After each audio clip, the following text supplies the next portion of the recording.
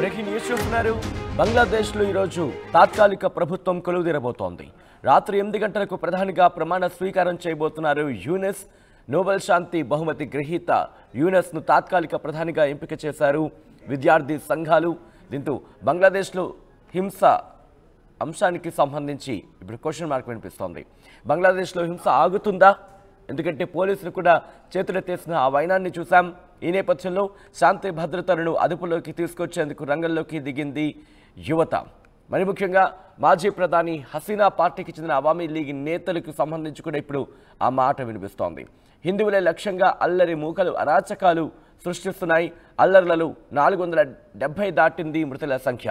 మంగళవారం ఒక్కరోజే 29 మంది అవామీ లీగ్ నేతలు హత్య జరిగిందంటే అర్థం చేసుకోవచ్చు అక్కడ ఎటువంటి పరిస్థితి ఉంది అనేది. మాజీ ప్రధానితో సన్నిహిత సంబంధాలు ఉన్నాయని హీరో డైరెక్టర్ అయిన తండ్రి కొడుకులు ఇద్దరిని కూడా దారుణంగా హత్య చేశారు. అయితే ప్రాణాలు కాపాడుకునేందుకు బోర్డర్ దాటి బెంగాల్లోకి వచ్చేందుకు 500 మందికి పైగా ప్రయత్నించారంటే ప్రస్తుతం బంగ్లాదేశ్లో ఎటువంటి పరిస్థితులు ఉన్నాయో అర్థం చేసుకోవచ్చు. ఎక్కడుంటే చంపేస్తారు, భారత్లోకి రానివ్వాలంటూ కూడా వేడుకుంటున్నారు శరణార్థులకు సర్ది చెప్పి వెనక్కి పంపించేస్తోంది బీఎస్ఎఫ్. హసీనా దేశం విడిచిపెట్టిన రోజున జరిగిన హింసలో 30 మంది అల్లరి మూకల్ని పోలీసులు చంపేసినట్లు వార్తలు వస్తున్నాయి. ఒకసారి అక్కడ పరిస్థితి చూద్దాం.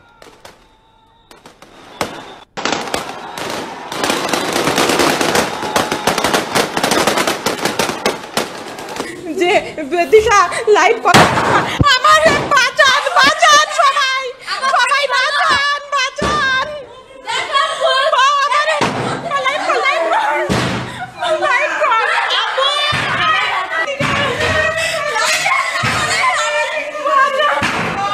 সবাই দেখো কি করতেছে।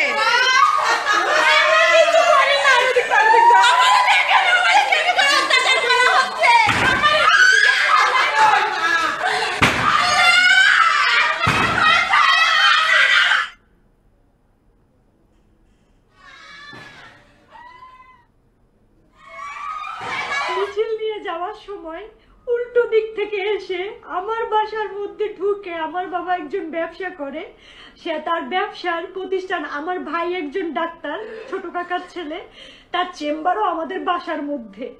এই চেম্বারের মধ্যে ঢুকে আমাদের পুরো ভাইরা চুইরা কিচ্ছু রাখে নাই। আমার কাকাকে খুঁজতেছিল, আমার ভাইকে খুঁজতেছিল, মানে এরা কোথায়। আমার মা বাইরে ছিল, আমার মা শুধু নিরুপায় হয়ে দাঁড়ায় দেখতেছে যে ঘরে ফ্যান বলেন, খাবার জলের জগ বলেন, একটা গ্লাস বলেন, কিচ্ছু রাখে নাই, পিটাই ভাঙে ফেলাইছে। বাবা যতটুকু পারছে ছবি তুলছে এবং বাবারে মারছে, বাবার গায়ে হাত দিছে। আর আমার ছোট কাকা তো পলাই আছে, আমার ছোট কাকাকে ওরা খুঁজতেছে। মানে আমরা কতটা নিরুপায় আজকের এই ছাত্রদের কারণে। আমরা এখন কি দেশ ছেড়ে নিজের জায়গা জমি ছেড়ে কি আমরা ইন্ডিয়া পালাই যাবো এটা মনে করতেছে সবাই। কেন ইন্ডিয়া যাব? আমরা স্বাধীন দেশে বাস করি না? আমরাও দেশের নাগরিক না? তো তাহলে কেন আমাদের সাথে এরকম হবে? আমরা তো স্বাধীনতা ঠিক আছে, সবই ঠিক আছে, মিছিল নিয়ে సో విజువల్స్ మనం చూసాం. ఇటు బంగ్లాదేశ్లో హింస ఏ స్థాయికి చేరిందో మనం చూస్తున్నాం. ఈ నేపథ్యంలో తాత్కాలిక ప్రభుత్వం ముందు అనేక సవాళ్లు ఉన్నాయనే చెప్పుకోవాలి. మరి ముఖ్యంగా యువతకు సంబంధించి విద్యార్థులు అక్కడ నిరసన చేపట్టిన పరిస్థితి మనం చూసాం. హింసకు దారితీస్తున్న పరిస్థితులను చూసాం. ఇప్పుడు ఆ హింసను అక్కడ పరిస్థితిని ముఖ్యంగా శాంతి భద్రతలను అదుపులోకి తీసుకురావాల్సిన అవసరం కనిపిస్తోంది. దాంతోపాటు ఇంకా వివిధ అంశాలు. మరి ముఖ్యంగా మహమ్మద్ యూనస్ ముందు అనేక సవాళ్లు ఉన్నాయనే చెప్పుకోవాలి. షేక్ హసీనా బద్ద శత్రువు చేతికి బంగ్లాదేశ్ వెళ్ళిందా అంటే అవుననే మాట వినిపిస్తోంది. ఎందుకంటే అటువంటి వ్యతిరేకత వాళ్ళిద్దరి మధ్య ఉండినట్టు అర్థం చేసుకోవచ్చు. అలాంటి యూనిస్ ఈరోజు తాత్కాలిక ప్రధానిగా ఆయన బాధ్యతలు చేపట్టబోతున్నారు. తాత్కాలిక ప్రభుత్వానికి ఆయన నాయకత్వం వహించబోతున్నారు. ఒకసారి విజువల్స్ మీరు చూస్తున్నారు. అక్కడ హిందువుల మీద దాడులు జరిగిన విజువల్స్, అలాగే డైరెక్టర్, అలాగే హీరో తండ్రి కొడుకులు ఇద్దరిని కూడా అక్కడ దారుణంగా హత్య చేసిన ఆ సందర్భానికి సంబంధించి కూడా ఇంకా చర్చ జరుగుతుంది. విజువల్స్ మీరు చూస్తున్నారు. కర్ఫ్యూ వాతావరణం కొనసాగుతోంది. పోలీసులు కావచ్చు, లేకపోతే అక్కడ బలగాలు కావచ్చు, అక్కడ పరిస్థితిని అదుపులోకి తీసుకొచ్చేందుకు తీవ్రంగా శ్రమించాల్సి వస్తోందంటే అర్థం చేసుకోవచ్చు ప్రస్తుతం బంగ్లాదేశ్లో ఎటువంటి పరిస్థితి ఉంది అనేది.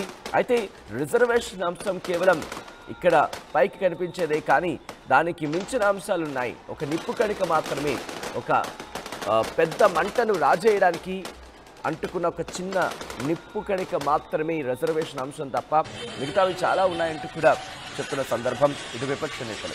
ఈ నేపథ్యంలో ఈరోజు బంగ్లాదేశ్లో తాత్కాలిక ప్రభుత్వం కొలువుదీరబోతోంది. ఈ తాత్కాలిక ప్రభుత్వానికి మొహమ్మద్ యూనస్ నాయకత్వం వహించబోతున్నారు.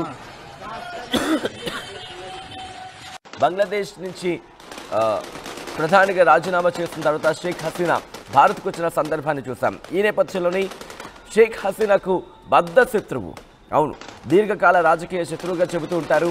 దాంతోపాటు నోబెల్ శాంతి బహుమతి గ్రహీత మొహమ్మద్ యూనస్ ఆ దేశ తాత్కాలిక ప్రధానిగా ఎన్నికయ్యారు. బాధ్యతలు చేపట్టబోతున్నారు ఈరోజు. ముఖ్యంగా ఈయనకు సూక్ష్మ రుణాలు, స్మాల్ ఫైనాన్సెస్ అంటూ ఉంటాం, వాటికి సంబంధించిన విషయంలో దాంతో అంటే పర్టికులర్గా అంశమే కాదు, ఆర్థిక రంగానికి సంబంధించి బంగ్లాదేశ్లో ఆర్థిక రంగంలో కీలకమైన మలుపులు తిప్పిన అంశాలకు సంబంధించి ఈయన మార్కు ఉంటుంది, ఈయన మార్కు వినిపిస్తూ ఉంటుందంటూ కూడా అక్కడ జోరుగా చర్చ జరుగుతోంది. అయితే హసీనా మాత్రం ఆయన విధానాలను తీవ్రంగా విమర్శించేవారు.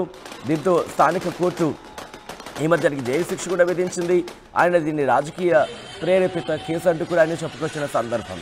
సో ఇవన్నీ జరుగుతూ ఉన్నాయి. ఇవన్నీ జరుగుతున్న నేపథ్యంలో రిజర్వేషన్ అంశం తెర మీదకు రావడం, తెర మీదకి వచ్చిన తర్వాత విద్యార్థులు ఒక్కసారిగా ఆ వ్యతిరేకత పెళ్ళుబుకిన తర్వాత ఇటు ఆర్మీకి సంబంధించి అవును ఆ పరిస్థితిని కంట్రోల్ చేసుకోలేని స్థితికి వెళ్ళిపోయిందంటే అర్థం చేసుకోవచ్చు. 45 నిమిషాల సమయంలోని షేక్ హసీనా అక్కడి నుంచి బంగ్లాదేశ్ ప్రధానిగా రాజీనామా చేసి బయటకు వచ్చేస్తున్న సందర్భాన్ని చూస్తాం. ఈ నేపథ్యంలో ఆ నిరసనలకు నాయకత్వం వహించిన విద్యార్థులు మాకు సైనిక ప్రభుత్వం వద్దు అంటూ చెప్పేశారు. మహమ్మద్ యూనస్కి సంబంధించి, ఎందుకంటే ఆయన professor at the same time ఆర్థికవేత్త, రెండు కావడంతో ఆయన పేరుని ప్రతిపాదించినట్టుగా తెలుస్తోంది. ఒక్కసారి ఇక్కడ గమనిస్తే కనుక సాధారణంగా ఇటువంటి అస్థిరత ఉన్న పరిస్థితుల్లో ఎవరు ఆ పొజిషన్ తీసుకోవడానికి అంతగా ఆసక్తి చూపించరు. ఎందుకంటే పరిస్థితులను అదుపులోకి తీసుకురావాలి. మరి ముఖ్యంగా విద్యార్థులకు సంబంధించి నాయకత్వం వహిస్తున్నారు. ఇక్కడ రాజకీయ పార్టీలు కాదు, ఇక్కడ విద్యార్థులు నాయకత్వం వహిస్తున్న సందర్భం ఉంది కాబట్టి అన్ని కోణాలను కూడా చూడాల్సి ఉంటుంది. సో ఇటువంటి నేపథ్యంలోనే అధ్యక్షుడు షహాబుద్దీన్తో పాటు సైనికాధినేతలు, వాళ్ళతో పాటు విద్యార్థి సంఘాలు వీళ్ళందరూ కూడా భేటీ అయ్యారు. అధ్యక్షుడు షహాబుద్దీన్ విద్యార్థి సంఘాల నేతలతో 6 గంటలకు పైగా చర్చించారంటే ఈ ఎంపిక అంటే ఎంత సుదీర్ఘంగా జరిగిందో అర్థం చేసుకోవచ్చు. ఆ పేర్ల ప్రస్తావన కావచ్చు, ఒకనొక టైంలో ఖలీదా పేరు కూడా వినిపించిందంటే అర్థం చేసుకోవచ్చు. ఎందుకంటే ఆవిడ రిలీజ్ అయిన సందర్భం, ఆవిడ పేరు తెర మీదకి వచ్చింది కాబట్టి బహుశా తాత్కాలిక ప్రధానిగా ఖలీదాను నియమిస్తారా అని ఒక మాట కూడా వినిపించింది. కానీ యూనస్ పేరు అక్కడ తెర మీదకి రావడం అనూహ్య పరిణామం కింద చెప్పుకోవాలి. ఎందుకంటే ఇక్కడ విద్యార్థి సంఘాలకు సంబంధించి ఏమంటున్నారంటే, విద్యార్థి సంఘాలకు సంబంధించి 6 గంటల పాటు జరిగిన డిస్కషన్లో ప్రస్తుతం ఆర్థిక రంగం కూడా ఇబ్బందిగా ఉంది, బంగ్లాదేశ్ అస్థిరంగా ఉంది, వాటిని ట్రాక్లోకి తీసుకురావాలంటే యూనస్ అయితేనే కరెక్ట్. ఎందుకంటే ఆయన ఆర్థికవేత్త, అట్ ద సేమ్ టైం రాజకీయ కోణాన్ని కూడా చూస్తున్నారు, దాంతోపాటు ప్రొఫెసర్, ఇవన్నీ కూడా ఆయనకి కలిసి వచ్చే అంశం అంటూ కూడా వాళ్ళు చెప్పిన సందర్భం. ఇక్కడ ప్రొఫెసర్ యూనస్ కూడా రియాక్ట్ అయ్యారు. ఆయన ఏమన్నారంటే, ఇంతటి త్యాగం చేసిన విద్యార్థులకు సంబంధించి ఇటువంటి కష్ట సమయంలో నాకు ఈ బాధ్యత స్వీకరించమని వాళ్ళు కోరారు నన్ను, అలాంటప్పుడు నేను ఎలా దీన్ని రిజెక్ట్ చేస్తానంటూ కూడా ఆయన చెప్పుకొచ్చారు. సో ఈ నేపథ్యంలోనే ఆయన ఈరోజు బంగ్లాదేశ్ తాత్కాలిక ప్రధానిగా బాధ్యతలు చేపట్టబోతున్నారు. ఈయనతో పాటు 15 మంది మంత్రులు బాధ్యతలు తీసుకునే అవకాశం కనిపిస్తోంది. ఇన్ఫ్యాక్ట్ ప్యారిస్లో చికిత్స తీసుకుంటున్నారు ఆయన, ఢాకాకు తిరిగి వస్తున్నారు యూనస్. సో ఈ అంశానికి సంబంధించి పూర్తిగా ఎవరెవరు మంత్రివర్గంలో ఉండబోతున్నారు, మంత్రివర్గానికి సంబంధించి కూడా డిస్కషన్ జరుగుతుంది. ఎందుకంటే అన్ని పార్టీలకు సంబంధించి ఉంటారా, ఇటు అవామీ లీగ్ కావచ్చు, లేకపోతే ఖలీదాకు సంబంధించిన పార్టీ కావచ్చు, విద్యార్థి సంఘాలు, దాంతోపాటు ఇటు ప్రభుత్వాధినేతలకు సంబంధించి వాళ్ళ నుంచి కూడా రిక్వెస్ట్లు, ఇలా అన్ని సమ్మిళితంగా ఉంటుందా క్యాబినెట్ అనేది ఇప్పుడు ఒక డిస్కషన్ అనిపిస్తోంది. మరి ముఖ్యంగా అవామీ లీగ్కి సంబంధించి ఏ మేరకు రిప్రజెంటేషన్ ఉంటుంది, ఉంటే ఒకవేళ యాక్సెప్టెన్సీ ఉంటుందా, ఈ అన్ని గొడవలకు సంబంధించి ఒక్కసారి ప్రస్తుతం బంగ్లాదేశ్లో ఎటువంటి సినారియో ఒక్కసారి ఆ విజువల్ చూద్దాం. చూసిన తర్వాత ఇన్ డీటెయిల్గా మాట్లాడుకునే ప్రయత్నం చేద్దాం.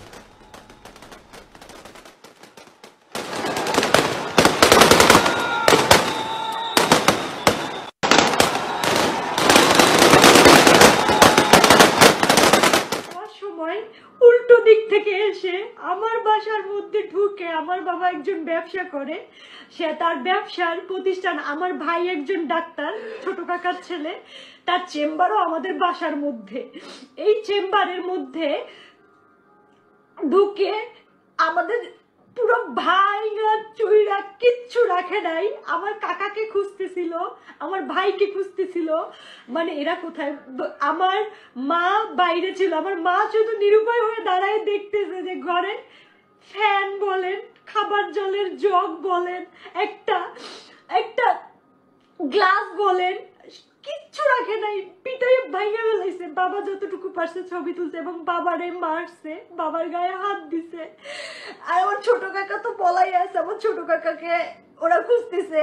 মানে আমরা কতটা নিরুপায় আজকের এই ছাত্রদের কারণে। আমরা এখন কি দেশ ছেড়ে নিজের জায়গা জমি ছেড়ে কি আমরা ইন্ডিয়া পালাই যাবো, এটা মনে করতেছে সবাই। কেন ইন্ডিয়া যাব? আমরা স্বাধীন দেশে বাস করি না? আমরাও দেশের নাগরিক না? তো তাহলে কেন আমাদের সাথে এরকম হবে? আমরা তো স্বাধীনতা যে দিশা লাইভ আমার বাঁচান বাঁচান সবাই সবাই বাঁচান বাঁচান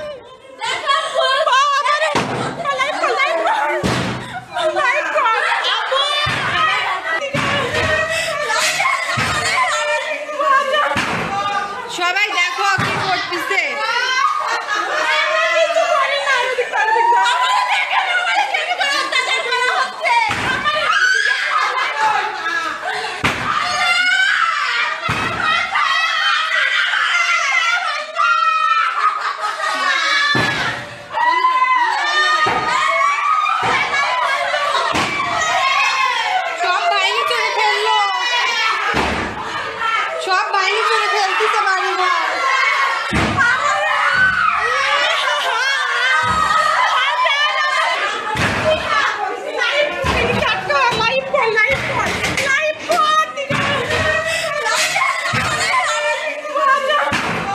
সবাই দেখো কি করতেছে।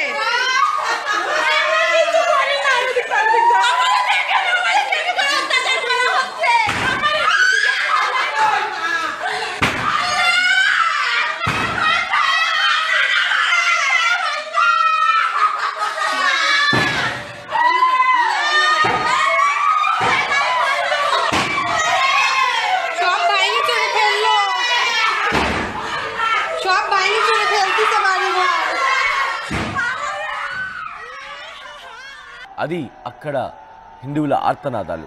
కాపాడండి మహాప్రభు అంటున్నారు. విజువల్స్ మీరు చూస్తున్నారు. ముజిబుర్ రెహమాన్కి సంబంధించి షేక్ హసీనా తండ్రి, అలాగే బంగ్లాకి సంబంధించి ఆయువు పట్టుగా మాట్లాడుకుంటూ ఉంటారు. ఎందుకంటే అటువంటి కీర్తి ప్రతిష్టను సంపాదించుకున్నారు ఆయన. కానీ షేక్ హసీనా ప్రభుత్వం అన్యాయాలు, అక్రమాలు, దౌర్జన్యాలు, అరాచకాలు సృష్టించిందంటూ కూడా విద్యార్థి సంఘాల నేతలు ఆందోళన వ్యక్తం చేస్తూ ముజిబుర్ రెహమాన్ విగ్రహాలని ధ్వంసం చేస్తున్నారంటే, ఇన్ఫ్యాక్ట్ ఒక విధంగా చెప్పండి జాతిపితగా ఆయన భావిస్తూ ఉంటారు, అభివర్ణిస్తూ ఉంటారు బంగ్లాదేశ్లో. అటువంటి ముజిబుర్ రెహమాన్కి సంబంధించి ఆ విగ్రహాన్ని ధ్వంసం చేశారంటే అక్కడ ఆగ్రహం, కోపం ఏ స్థాయికి చేరుకుందో అర్థం చేసుకోవచ్చు. సో ఇంతటి పరిణామాల తర్వాత ఈరోజు కొలువుదీరబోతోంది తాత్కాలిక ప్రభుత్వం. బంగ్లాదేశ్ తాత్కాలిక ప్రభుత్వానికి మద్దతుగా ఉంటామంటున్నారు. మరి ముఖ్యంగా హిందువుల దాడులకు సంబంధించి కూడా విద్యార్థి సంఘాలు రియాక్ట్ అయ్యాయి. విద్యార్థి సంఘాలు కూడా మేము కూడా మద్దతుగా ఉంటాం, ఎటువంటి దాడులు, మరి ముఖ్యంగా పరిరక్షణ విషయంలో అదుపు తప్పితే కనుక ఉపేక్షించేది లేదంటూ కూడా వాళ్ళు కూడా చెప్తున్న నేపథ్యాన్ని మనం చూస్తాం. సో ఇప్పుడు కొత్తగా ప్రభుత్వం, అవును తాత్కాలిక ప్రభుత్వం కొలువుదీరబోతోంది. తాత్కాలిక ప్రభుత్వానికి నాయకత్వం వహించబోతున్నారు ఆయన యూనస్. సో ఈ నేపథ్యంలో ఆయన ముందు అనేక సవాళ్లు ఉన్నాయని చెప్పుకోవాలి. మరి ముఖ్యంగా ఇటు ప్రపంచ దేశాలకు సంబంధించిన రిలేషన్స్ మెయింటైన్ చేయడంలో, మరి ముఖ్యంగా ఇండియాకు సంబంధించి, ఎందుకంటే ఇంతవరకు కూడా చాలా సఖ్యత కనపరిచిన సందర్భాన్ని మనం చూస్తాం. ఈ నేపథ్యంలో ఇప్పుడు ఏం జరుగుతుందనే ఒక ఉత్కంఠ అక్కడ కనిపిస్తోంది. మరి ముఖ్యంగా హిందువుల మీద దాడులు జరుగుతున్న పరిస్థితి అక్కడ కనిపిస్తోంది. కాబట్టి ప్రస్తుతం వారి విషయంలో తాత్కాలిక ప్రభుత్వం ఎటువంటి చర్య తీసుకోబోతోంది. అట్ ద సేమ్ టైం ఇటు భారత్ తాత్కాలిక ప్రభుత్వం కొలువుదీరిన తర్వాత ఎటువంటి డిస్కషన్స్ జరిపి అక్కడ పరిస్థితికి సంబంధించి ఎటువంటి డెసిషన్కి రాబోతుంది, ఏం చేయబోతుంది అని ఒక ఉత్కంఠ మాత్రం కొనసాగుతోంది.